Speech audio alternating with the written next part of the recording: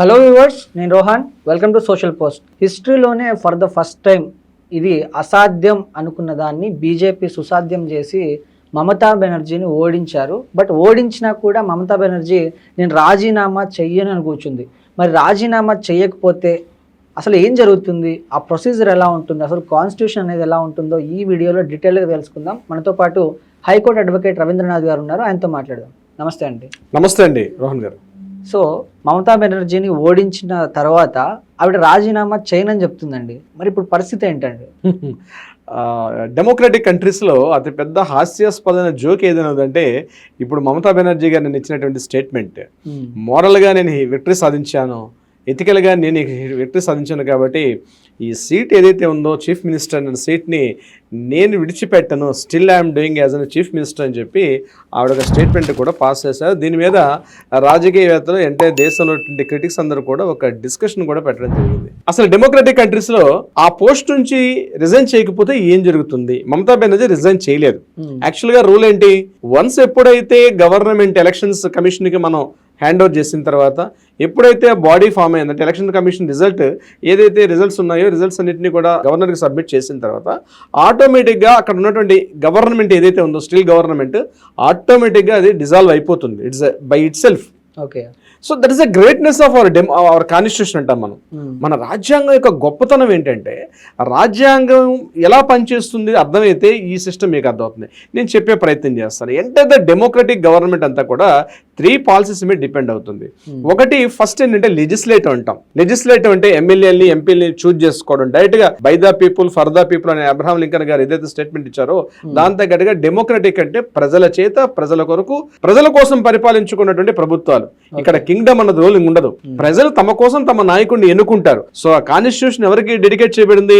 ప్రజలకి డెడికేట్ చేయబడింది. ఒక రిలీజియన్ గానీ ఒక క్యాస్ట్ గానీ వీళ్ళెవరు కూడా డెడికేట్ చేయలే. దట్ కాన్స్టిట్యూషన్ ఆటోమేటికలీ డెడికేషన్ అయింది, పబ్లిక్ డెడికేట్ అయింది. సో ఎలా ఉంటుంది? First point is the legislature, second one is the administrative, third one is the exactly judiciary. So ఈ 3 pillars is the main pillars. Fourth estate is the press అంటారు, media అని చెప్పడానికి fourth estate అని మీరు కూడా వినే ఉంటారు. ఫోర్త్ ఎస్టేట్ అంటే ప్రెస్ అని చెప్తారు. సో ఈ 4 పిల్లర్స్ మీద డెమోక్రటిక్ ఉంటుంది. సో ఇక్కడ ఎమ్మెల్యేస్ ని ఎంపీలు కానీ చూజ్ చేసుకునేటప్పుడు పబ్లిక్ డైరెక్ట్ గా ఎవరైతే ఓటు హక్కు ఉంటుందో బై ద ఓటు హక్కు ద్వారా మనం ప్రజలను ఎన్నుకుంటాం. ఇక్కడ ఏమవుతుంది, party it's a part of democratic. అంటే ఒక సమూహాన్ని మేనేజ్ చేస్తుంది పార్టీ. అది బీజేపీ అయినా కాంగ్రెస్ అయినా టీఎంసీ అయినా excited any party. Party it's a part. Party ఏం చేస్తుంది, తమ అభ్యర్థుల్ని కంటెస్టెంట్గా పెడుతుంది. ఆ అభ్యర్థులు ఎన్నుకోబడతారు. ఎన్నుకున్నటువంటి ఎవరైతే మెజారిటీ పీపుల్ ఉన్న వాళ్ళో అందులో ఒక పర్సన్ని శాసనసభ పక్షనేతగా ఎన్నుకుంటారు. ఆ శాసనసభ పక్షనేతే హైయెస్ట్ మెజారిటీ ఎవరికి ఉంటుందో అతను సీఎంగా ఉంటారు. ఇక్కడ మమతా బెనర్జీ గారి విషయం ఏం జరిగింది, ఇంతకుముందు తృణమూల్ కాంగ్రెస్ టీఎంసీ పార్టీ ఏదైతే ఉందో హైయెస్ట్ శాసనసభ పక్షనేతగా ఉంది. ఎప్పుడైతే 5 years కంప్లీట్ అవుతుందో ఆటోమేటిక్ గా ఇక్కడ ఏమైతుందంటే డిజాల్వ్ అయిపోతుంది government. By it self it's dissolved government. ఇక్కడ గవర్నర్ ఏం చేస్తారు, ఇమీడియట్ గా ఎవరైతే అసెంబ్లీలో హైయెస్ట్ అసెంబ్లీలో ఇక్కడ ప్రూవ్ చేసుకోవాలి ఎవరికి మెజారిటీ ఎక్కువగా ఉందని. ఇప్పుడు ఫర్ ఎగ్జాంపుల్ ఇప్పుడు మనం ఇక్కడ చూసినట్లయితే 284 సీట్స్ మాట్లాడుకుంటాం వెస్ట్ బెంగాల్లో. ఇక్కడ ఎవరికి ఎక్కువ మెజారిటీ సీట్స్, ఎవరికైతే మ్యాజిక్ ఫిగర్ దాటిందో గవర్నర్కి రిక్వెజిషన్ పెట్టుకుంటే గవర్నర్ అసెంబ్లీలో ప్రూవ్ చేయాలి మాకు ఇంతమంది మెజారిటీ ఉంది, హైయెస్ట్ మెజారిటీ పీపుల్ ఉన్నారని చెప్తే హైయెస్ట్ మెజారిటీ పీపుల్ చూజ్ చేసుకుంటారు. ఇక్కడ ఏమవుతుంది, నేను ఆల్రెడీ ఎలక్షన్స్ నేను యాక్సెప్ట్ చేయను, నేను అసలు ఇవన్నీ కూడా ఈ ఎలక్షన్స్ అన్నీ కూడా ఈసీ అన్నది కరెక్ట్గా చేయలేదు కాబట్టి నేను యాక్సెప్ట్ చేయనని చెప్పి మమతా బెనర్జీ గారు చెప్పడం. ఒక 15 సంవత్సరాలు సీఎంగా, అంతకుముందు ఒక 10 years పాటు సీఎంగా పనిచేసినటువంటి అపార అనుభవం ఉన్నటువంటి మమతా బెనర్జీ గారి స్టేట్మెంట్ ఎలా ఉందంటే పిల్లల చేష్టలాగా కనిపిస్తుంది తప్పించి ఒరిజినల్ గా ఫ్యాక్ట్స్ గా మాట్లాడుకోవట్లా. ఎందుకంటే ఎప్పుడైతే ఎలక్షన్స్ కి ఇన్వైట్ చేసిందో ఎలక్షన్ కమిషన్ ఆటోమేటిక్ గా గవర్నమెంట్ డిజాల్వ్ అయిపోయినట్టే. ఇక్కడ సెకండ్ ఆప్షన్ లేదు. S R Bommai versus union of India ఆ కేసు విషయంలో ఇదే జరిగింది. ఇక్కడ అసెంబ్లీలలో హైయెస్ట్ మెజారిటీ అక్కడ విశ్వాసం చూపించుకోవాలి, ఎవరికైతే ఉందో ఆ పార్టీకే సపోర్ట్ వస్తుంది. ఓకే, ఇప్పుడు మమతా బెనర్జీ గారు రిజైన్ చేయలేదు. వాట్ నెక్స్ట్ అవుతుంది, గవర్నర్ గారు ఏం చేస్తారంటే ఇమీడియట్ గా ప్రెసిడెంట్ కి రిక్వెజిషన్ చేస్తారు. ఇక్కడ ఇష్యూస్ జరుగుతున్నాయి, ఈ ఇష్యూస్ లో ఈ రకంగా ఇక్కడ చేయట్లేదని చెప్పి గవర్నర్ గారు ఏం చేస్తారంటే ఇమీడియట్ గా ప్రెసిడెంట్ కి రిక్వెజిషన్ పెట్టుకునే ఛాన్స్ ఉంటుంది. అప్పుడు గవర్నర్ ఏం చేస్తారు, ఇమీడియట్ గా ప్రెసిడెంట్ రూల్ వచ్చే అవకాశం ఉంటుంది, అంటే రాష్ట్రపతి పాలన వచ్చే అవకాశం ఉంటుంది. అప్పటి వరకు ఏదైతే ఈ గొడవ నడుతుంది, ఈ వైలెన్స్ ఏదైతే ఉందో ఈ వైలెన్స్ నడుస్తూ ఉంటుంది. ఈ వైలెన్స్ ని కంట్రోల్ చేయడం కోసం చెప్పి డైరెక్ట్ గా స్టేట్ గవర్నమెంట్ డిజాల్వ్ అయిపోతుంది. అప్పటి వరకు ఈ పెండింగ్ లో ఉన్నటువంటి ఇప్పుడు మెజార్టీ ఏదైతే బీజేపీ వచ్చిందో బీజేపీ టెంపరీగా ఉండి ఇమ్మీడియట్ గా ప్రెసిడెంట్ రూల్ వచ్చే అవకాశం ఉంటుంది. ఇమ్మీడియట్ గా ఏం చేస్తుంది వెస్ట్ బెంగాల్ లో ప్రెసిడెంట్ రూల్ అంటే స్టేట్ గవర్నమెంట్ కు ఉన్నటువంటి all police departments, home minister departments అన్ని కూడా డిజాల్వ్ అయిపోతాయి. అంటే పవర్స్ అన్ని కూడా పోతాయి. ఎప్పుడైతే పవర్స్ పోయాయో ఇంకా వాళ్ళు పవర్స్ లేనప్పుడు వాళ్ళు ఏం చేస్తారు, ప్రెసిడెంట్ రూల్ అంటే డైరెక్ట్ గా ప్రెసిడెంట్ ద్రౌపది ముర్ము అక్కడ రూలింగ్ చేసే అవకాశం వస్తుంది. అంటే సెంట్రల్ ఫోర్సెస్ దిగుతాయి అనమాట.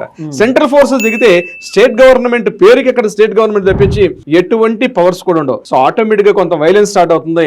ఈ వైలెన్స్ అవగానే ఇమీడియట్ గా సెంట్రల్ గవర్నమెంట్ దాన్ని కొలాప్స్ చేస్తుంది. ఇమీడియట్ గా మళ్ళీ గవర్నర్ పిలవడం, అట్ ద సేమ్ టైం ఇక్కడ ఇంకొక రూల్ కూడా ఛాన్స్ వచ్చే అవకాశం కూడా ఉంది. ప్రెసిడెంట్ రూల్ ఎప్పుడైతే చేస్తారో ఇమీడియట్ గా సుప్రీం కోర్టు సీజీఐ గారు ఎంటర్ అయిపోతారు. జ్యుడిషియరీకి పవర్ వస్తుంది. అంటే మన కాన్స్టిట్యూషన్ తాలూకా విధానం ఎలా ఉంటుందంటే ఎప్పుడైనా సరే లెజిస్లేషన్ వీక్ అయింది అనుకోండి, జ్యుడిషియరీకి ఆటోమేటిక్గా పవర్స్ వచ్చేస్తాయి. నేను చెప్పినట్టుగా 3 పవర్స్ అని చెప్పాను. ఏంటి, first one is the legislature, second one is the administration, third one is the judiciary. So administrator అంటే ఏంటి, లెజిస్లేచర్ లో శాసనాలు చేస్తారు, ఆ శాసనాలని అడ్మినిస్ట్రేటివ్ అమలు చేస్తారు. అంటే IAS, IPS, secretariat, these are the department for the administrative. ఇది అమలు చేస్తారు, ఇంప్లిమెంటేషన్ చేస్తారు. శాసనాలు చేసినట్టు అసెంబ్లీలో కానీ పార్లమెంట్లో కానీ ఏవైతే చట్టాలు చేస్తారో ఆ చట్టాలను అడ్మినిస్ట్రేటివ్ వింగ్ వాళ్ళు అమలు చేస్తారు.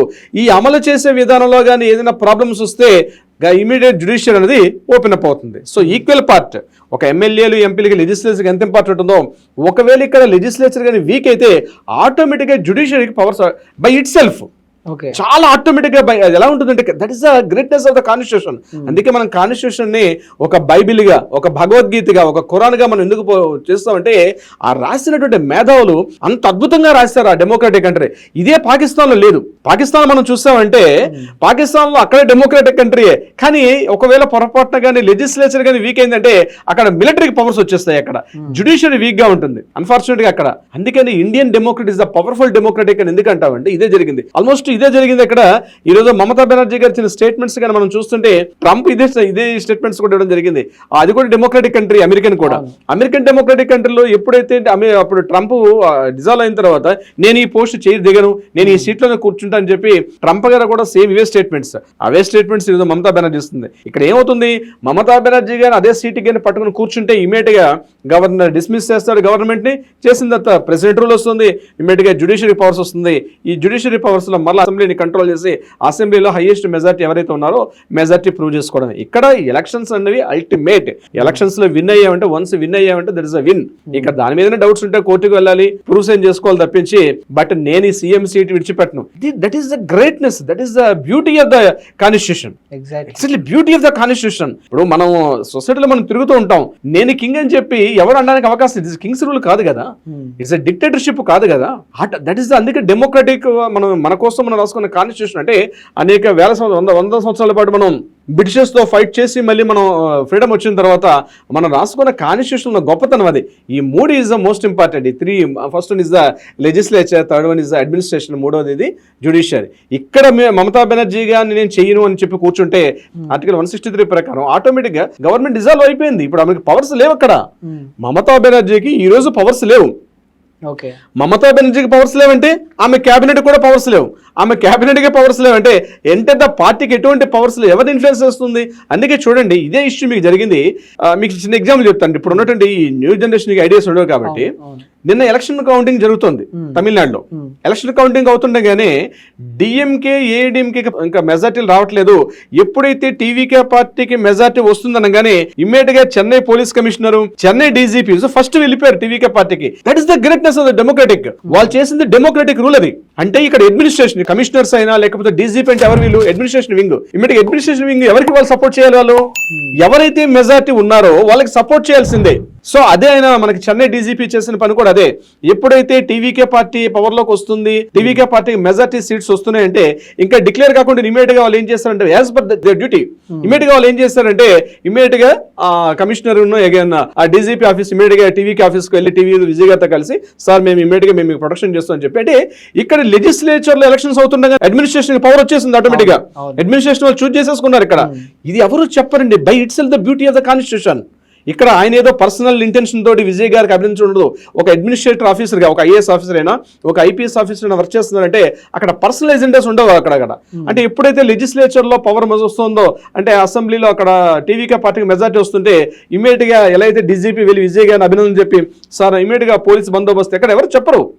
అక్కడ ఇలా చెయ్యాలి అని చెప్పడానికి అక్కడ ఇంకా ఫోర్స్లో లేదు కాబట్టి అడ్మినిస్ట్రేషన్ పవర్ వచ్చేస్తుంది. ఒకవేళ అడ్మినిస్ట్రేషన్ పవర్ చేయకపోతుంటే వెంటనే ఇమీడియట్గా జ్యుడిషియర్ తీసేసుకుంటారు. అక్కడ ఇమీడియట్గా అక్కడ ఉన్న హైకోర్టు జస్టిస్లు కానీ లేకపోతే సుప్రీంకోర్టు జస్టిస్ ఇమీడియట్గా సిస్టమ్ తీసేసుకుంటారు. ఈ రోజు మమతా బెనర్జీ విషయంలో చాలా మందికి తెలియని విషయం ఏంటంటే నేను ఇంకా ఈ సీట్ ని పట్టుకుని కూర్చుంటా, నేను స్టిల్ ఐఎమ్ సేమ్, నేను మోరల్ విక్టరీ సాధించానని ఆమె ఏదో పిచ్చిగా మీడియాలో ఆమెకి ఇంకా ఆల్రెడీ పిచ్చి పట్టిందని నేను అనుకుంటున్నా. దీదీకి పిచ్చి పట్టింది అంటే మతి భ్రమించింది ఆవిడకి. ఆవిడ ఊహించినటువంటి పరిణామం ఇంత మెజార్టీ వస్తుందా బీజేపీకి అని చెప్పి ఆవిడ ఎక్స్పెక్ట్ చేయలే. ఎందుకంటే ఎంత రాక్షస పాలన జరిగిందో ప్రజలందరికీ మీడియా కూడా తెలుసు.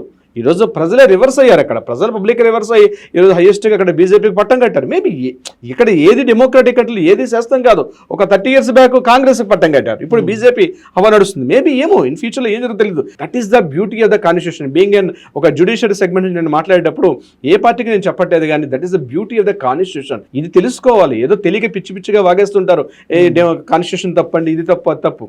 కానీ బ్యూటీ ఆఫ్ కాన్స్టిట్యూషన్ రాసినటువంటి డాక్టర్ బిఆర్ అంబేద్కర్ నేతృత్వంలో డ్రాఫ్టింగ్ కమిటీ చైర్మన్, ఆయనతో ఉన్నపాటు పనిచేసి 130 మంది మహా అపర మేధావులు రాశారు కాన్స్టిట్యూషన్ని. ఏదో మనలాంటి వాళ్ళు రాయలే, అది 135 మంది 135 మెంబర్స్ రాసినటువంటి కాన్స్టిట్యూషన్. దానిపైన డ్రాఫ్టింగ్ కమిషన్ అంబేద్కర్ గారు చేసినటువంటి ఆ beauty of the constitution, that is the greatness of the constitution. అది మోడీ అయినా మమతా అయినా ఇంకొకరు ఎవరైనా సరే నేను ఇక్కడ కూర్చుంటా, ఈ సీట్లో కూర్చుంటా అంటే కుదరదు. ఇది రాజరిక పాలన కాదు, ఇట్స్ డెమోక్రాటిక్. నీకు పవర్స్ ఆటోమేటిక్ గా, ఇప్పుడు మనిషి ఉంటాడు, మనిషిలో ప్రాణం పోయినట్టే మనిషి కనిపిస్తుంటాడు ఎక్కడ, ఒక డెడ్ బాడీ ఉన్నట్టు. ఇప్పుడు మమతా బెనర్జీ పరిస్థితి అంటే ఒక డెడ్ బాడీ, పవర్స్ అధికారం లేనటువంటి ఒక మనిషి అక్కడ ఉంది. సో ఎవరు పట్టించుకుంటారు? ఆటోమేటిక్ గా మిగిలిన డిపార్ట్మెంట్స్ అన్ని కూడా పనిచేసి ఆమె తీసి పక్కన పడేస్తారు పోయి. ఇదే జరగబోద్ది. రేపు May 7th మనం చూడబోతున్నాం. ఆమె ఖచ్చితంగా నేను రిజైన్ చేయనట్టు కుదరదు. ఆమె రిజైన్ చేయకపోతే బలవంతంగా రిజైన్ తీసుకొని ఆమెను పక్కకి నెట్టేస్తారు తప్ప నేను ఈ సీట్లో కూర్చుంటానన్న పరిస్థితి మాత్రం ఎప్పటికీ రాదు. రోహన్ గారు, ఇక్కడ మనం ముఖ్యంగా గమనించాల్సింది ఏంటంటే 15 years గా ఆమె కంటిన్యూస్ గా పరిపాలించినా కూడా జనాలు ఇంకా ఆవిడ మరి రాక్షస పాలన అది ఇంకోట మనం పక్కన పెడితే ఆ 15 years గెలిపించుకున్నారు. ఇప్పుడు నచ్చలేదు, ఆమెను దించేశారు. బట్ ఆమె యాక్సెప్ట్ చేయాల్సింది పోయి నేను దిగను అనడం అది రాంగ్. బట్ ఏమైతుందో చూడాలండి మరి. రైట్, థ్యాంక్ యూ అండి, thank you so much. Thank you so much Rohan గారు.